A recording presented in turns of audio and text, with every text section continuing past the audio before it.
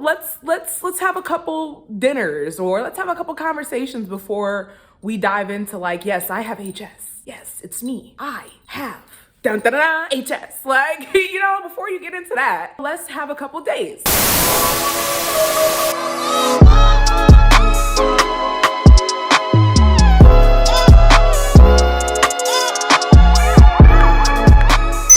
Hello everyone, welcome back to my channel, Who is IVANNA, where we have tips, talks, and tutorials for people who are experiencing hidradenitis suppurativa. I know it's been a minute. My life has been hectic, got a new job and all that, but that is not why we're here today. We're here to talk about dating with HS. Woo! A lot of people who have just been diagnosed with HS or think they have HS are wondering, how the hell do I have a normal life with this condition? How do I start dating when I have this happening to my body? I used to be stage 3, and stage 3 meaning I had it all over my body, not my head and my neck and stuff like that, but like my armpits, the other places. But today I wanted to talk about dating with HS. I just started going out with a guy. This is about to be our 3rd date. That's why I'm so dolled up now. I'm actually going on a 3rd date.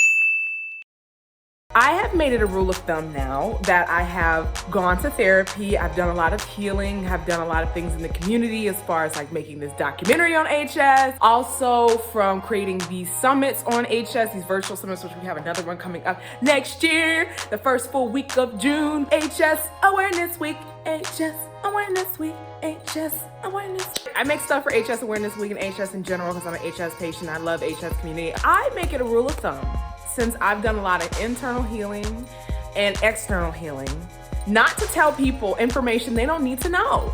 Think about it. Does your date need to know right now that you have HS on the first date? Do they need to know? Let's sit with that for a moment. I don't think so. Now you might think differently, because you I just want to rip the Band-Aid off and get the disappointment over with, right? My mom says, at least get a couple dinner dates before you dive into the heavy stuff. I learned that the hard way, okay? There was a guy that I liked, and I told him I was into tarot, I had witch friends, I had da-da-da-da-da, and he was a theologian. So I just jumped in and I was like, this is who I am. And sometimes you gotta slow into, you gotta ease on into, especially if you want to get to know the person a little bit more to see if that is even somebody you want to open up to. That's the first thing. Gauge whether this person needs to know this information. Like, why do you feel that you need to tell them this? Especially if it's the first date. If it's the first date, it's like, okay, let's have a couple dinners, or let's have a couple conversations before we dive into like, yes, I have HS. Yes, it's me. I have dun dun dun HS. Like, before you get into that, let's have a couple dates, have a couple dinners, have him swipe his credit card a couple times, before we just dive on in. That's how I feel, but ease on into it. That's my first piece of advice for dating with HS. Ease on into it. Second piece of advice, I learned this from my therapist. She was my old therapist, love her, Dr. Erin Martinez. She said that if you want to tell someone, a partner, somebody that you believe could be a partner, that you have hidradenitis suppurativa, then what it's really about is telling them a little piece of information that is not as big as having HS to see how they'll react to it. I haven't told him I have HS. I just said, I dealt with a chronic illness when I was young. That's the only thing I've said to him. You could even say that. That might be the little small thing that you could say. You don't have to be specific about it. If they ask more questions, you can be like, well, I'll tell you more about it later. I really want to talk about da-da-da-da-da. I don't think it's ever a necessity to tell someone, especially for HS. HS is not contagious. If you transfer fluid onto someone else, they're not going to pop up the next day with HS. Even if you do have an STD, it's not anything to be ashamed of. It's not anything that's dealing with the skin is not to be ashamed of. Before you get into a relationship with somebody, is this somebody who can even handle something like this? Because some people can't. And if they don't, look at me. You looking at me? If they do not respond well to your HS, who cares about that one person out of the billions of people in the world? You can subtract all the numbers, whatever you want to do. There's still more people out there that will be interested in you who don't have a problem with their HS. Them, if they don't like you, if they don't love you, if they don't want to be around you, if they decide you're too much, continue being too much for somebody else. And they can do whatever they want to do. And that includes not being with you, okay? We have to take our power back from people. When we give people power like that and we say, yo, you have control over my emotions of how I feel about myself because you rejected me, instead of saying, oh, well, this was a learning opportunity. Now I know what I don't want. I don't want somebody who is not going to be able to receive me and my HS. Make a list. Make a list. Third one, make a list